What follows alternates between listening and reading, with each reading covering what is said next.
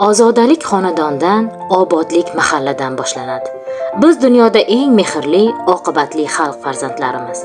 Xalqimizning ko'pchilik baraka keltiradi degan hikmati zamirida ulkan haqiqat mujassam.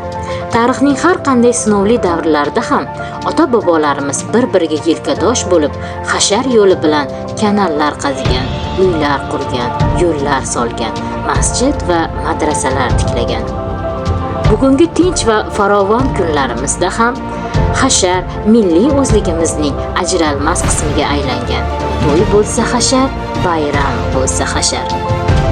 Vazirlar Mahkamasining tegishli farmoyishiga asosan 2026-yil 13-14 mart kunlari mamlakatimiz bo'ylab umumxalq xayriya hashari o'tkaziladi. E'tibor bergan bo'lsangiz, hasharga alohida nom berildi. Yurt obodligi avvalo mahalladan boshlanadi.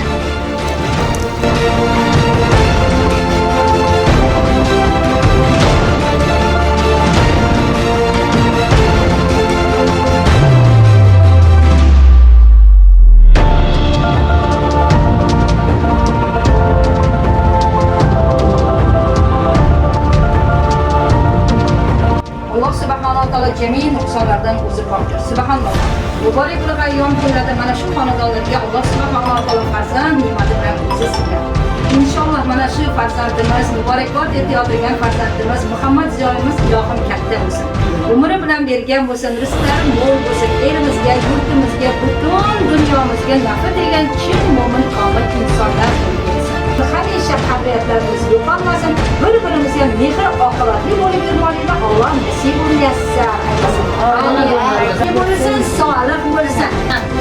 Ziyod bo'lsin, Muhammad Ziyodni hammalarini Allah bo'lam, Allah yo Allah, beshigingni qoshiga qo'sh kaptarlar qo'ndiray.